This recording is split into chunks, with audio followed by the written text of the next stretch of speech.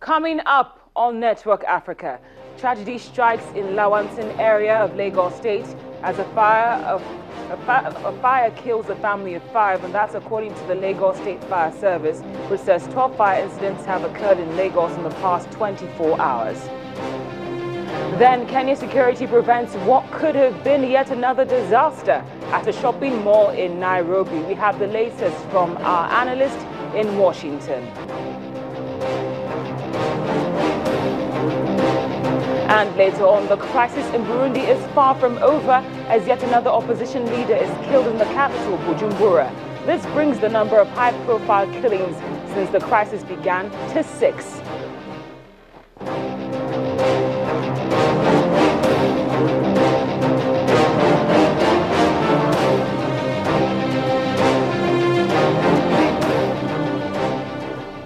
Hello there and welcome to Network Africa on Channels Television with me, Cynthia Are. Things got off to a terrible start this morning as news broke of an overnight fire tragedy in Lawanson area of Lagos State, which left 5 members of a family dead. The people killed were a father, a mother, a grandmother, a baby and a girl. The only boy was rescued alive and is currently in hospital receiving treatment.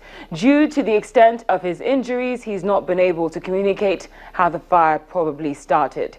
As things stand now, the only thing we are certain of is the death toll, which stands at 5, and the location where the fire occurred, which is number 23 Michael Ogun Street, Lawanson, right here in Lagos.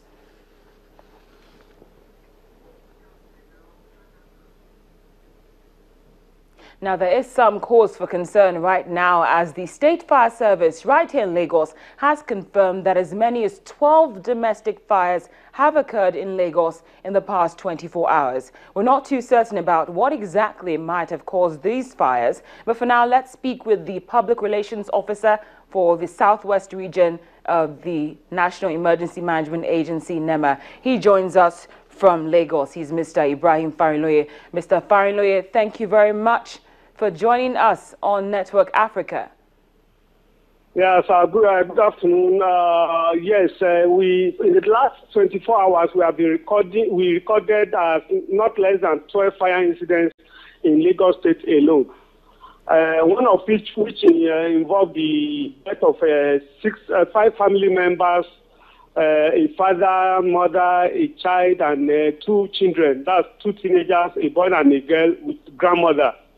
Fortunately, we were able to rescue one boy, about 6-year-old boy, among the victims of the disaster. We rescued him alive. Now, do we have any updates concerning how he's doing at the moment? The only survivor. Yes, he's been taken care of. The police is just trying to trace his family so that they can realign him with the immediate family. I mean the extended family, and console the family before. We don't want anything trauma to pass to him, and he has not been informed of what happened to his siblings yet. Now, Mr. Farinloye, 12 fires in just 24 hours. This is a very disturbing number. Can you give us an idea of what could have caused these fires that we've seen in the past 24 hours?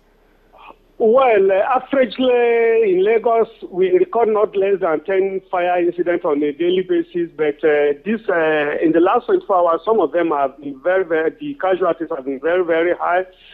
Mostly the causes are human-related, human factor, carelessness, lack of safety consciousness, lack of proper handling of fire-related materials, which goes out of hand, especially at hot times, exposing vulnerable children and vulnerable people, mostly. That's why we've been recording these days. Now, finally, Mr. Farinloye, I must ask, based on what you've been seeing lately, would you care to give us a few tips which could probably help us prevent more domestic fires in the future? Since you said you've recorded about 10 to 12 on a daily basis, what do you think we should guard against?